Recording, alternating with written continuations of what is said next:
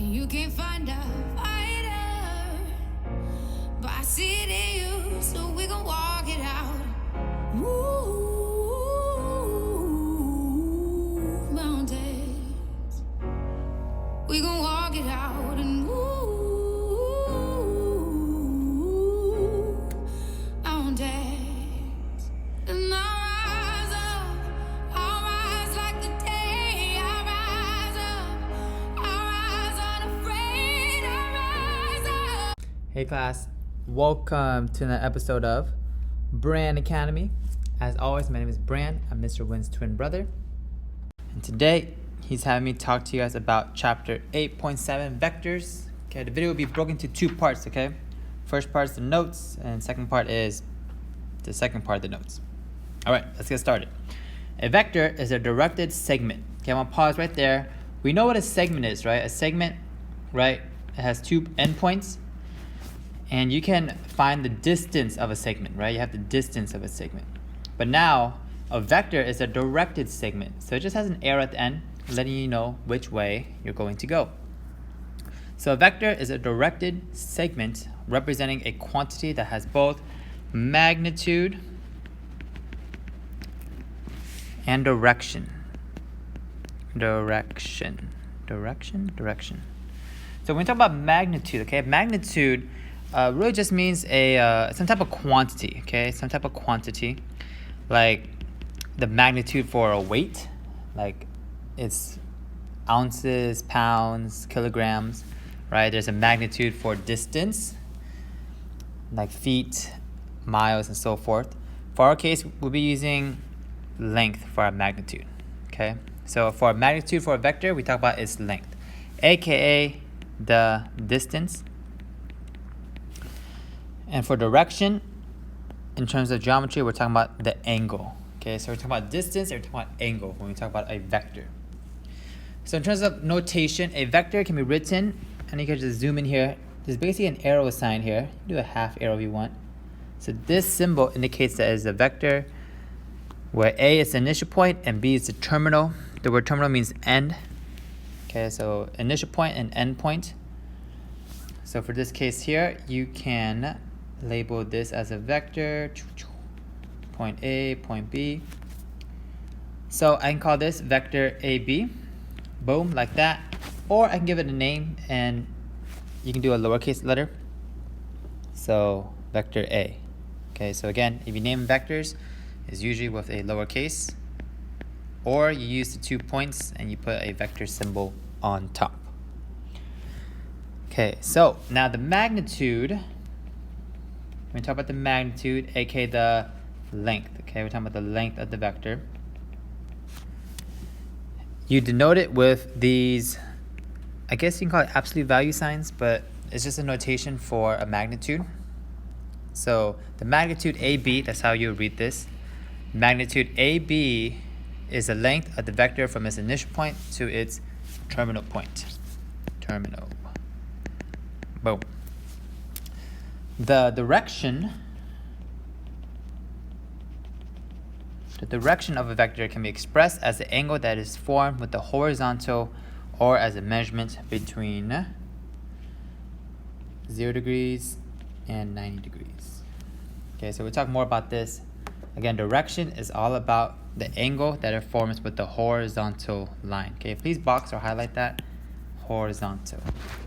For example, I'll do a little sketch here. Please copy down the sketch as well. This is your y-axis, this is your x. Let's say I have this vector, okay? It's called boom, vector AB. Just like that. And you can even name it, you know, do a little lowercase vector there. So, what is the direction of this vector, right? So you do know it's going this way, but how can you be more specific? In terms of a graph, you always take it from this horizontal, this x-axis here. So what angle would that be formed with the horizontal? Let's pretend that's like 30 degrees. Okay, so that's what it means by with the horizontal. Okay, so just to clarify that, right, the direction from the horizontal to that vector. All right, the sum of two vectors is a single vector called the resultant. Decent name, right? Resultant, as in the result after you add it, right? The resultant. If you're subtracting a vector, is equivalent to adding its opposite, which I will show you in a bit. This next method, you actually won't be tested on this part, but it's pretty intuitive, I would think. I should gotta give you an example.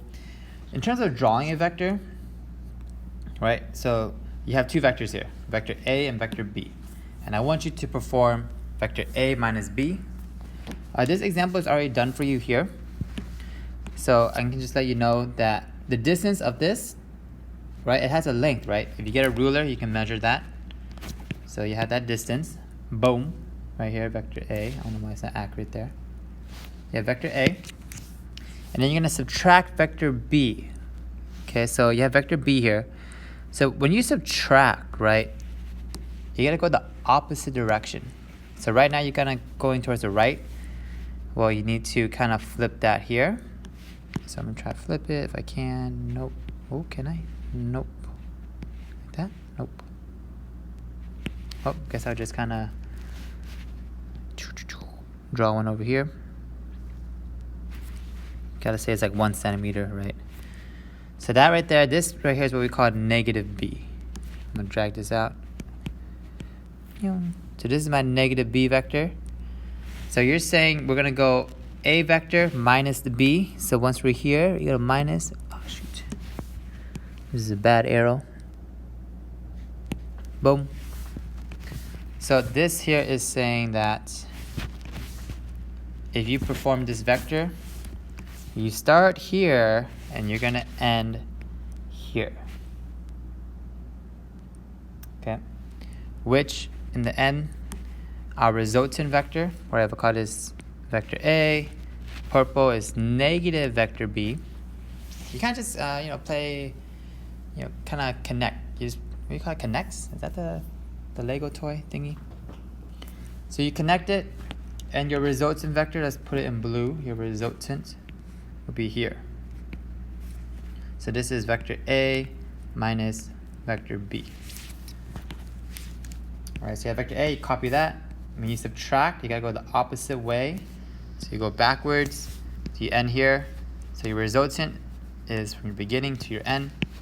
And that's vector A minus B, which you also have here. Okay. Okay, vectors on the coordinate plane.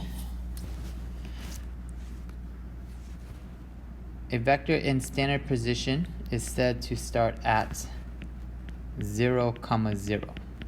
Okay, so 0, 0. An example will be right here. All right, just letting you know the vector starts at the origin. That's called standard position. To describe a vector with any initial point, you can use the component form. So this component form, kind of like a box and highlight this. Use those arrow brackets or arrows, I guess, to indicate. So if you see this here, this will indicate you automatically start at the origin. Okay, so component form automatically starts at the origin. Okay.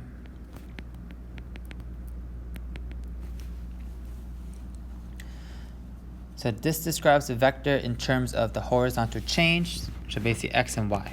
Okay. So if you're going to try to draw vector v, this is already drawn for you. Vector v is 5, 3. You basically start at 0, 0, and you go to point 5, 3. All right, so that will be indicated by that component form. So basically, component form means you start at the origin, so you know you're starting at 0, 0. So if I'm trying to find the magnitude, okay, so don't get confused with this. If you're trying to find the magnitude of the vector, okay, magnitude is the length, right? How do you find the length of a segment?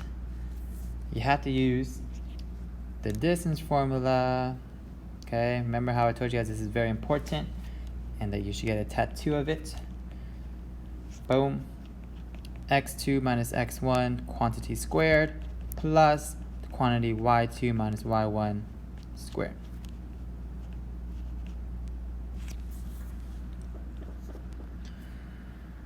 All right, so how would I do this, right? If I want to find the magnitude of this, right? Distance formula, you already know your 2 points. You have point A, 0, 0, and then point B, 5, 3. So let's practice the distance formula real quick. Distance equals, plug everything in, 5 minus 0 squared plus 3 minus 0 squared. Again, feel free to pause the video and actually understand what I'm doing. Bam, radical 34. So that's the distance of that vector, aka the magnitude of the vector. So just for funsies, okay, take a look here. What can you always form with this vector? Take a look. What if I did this? What shape is this? No way, no way, no way, no way. It's a right triangle. It's the most powerful shape in the world. So you know this distance is 5, right? You kind of just count the units. 1, 2, 3, 4, 5. And of course, going up is 3. What other method can you use to solve for this distance? Pythagorean theorem. This is just for fun. Just use the distance formula to be safe. But this could work because I think I mentioned to you guys way back, the distance formula and Pythagorean theorem are really the exact same formula. They originate from each other. Sorry, this Pythagorean theorem originated from distance formula. Okay, so they're really the same. If you were to plug this in, you have 3 squared or 5 squared plus 3 squared equals that c squared. 5 plus 9. In the end, you will get radical 34 to be that c, the hypotenuse, right? Opposite the hypotenuse, which is the magnitude of the vector. Okay, pretty cool, pretty cool. All right, fun fact now. Okay, so that's how you find the magnitude. How would you find the direction? Let's do different colors. Let's do green, okay? The direction here. All right, let's take a look. Remember, the direction is in regards to the horizontal.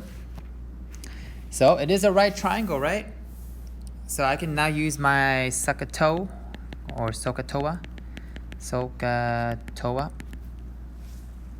And I should be using tangent. Okay, tangent of that angle equals opposite over adjacent. In this case, tangent of that angle equals 3 over 5. Make sure you take the inverse now. Plug that in your calculator. You should get approximately, hit pause here, right? As you get the practice in. Don't cheat yourself. 31 degrees. Okay. So it's just part 1, okay? Kind of absorb this. On the back is just a lot of example problems, okay? So we'll do that on the next video.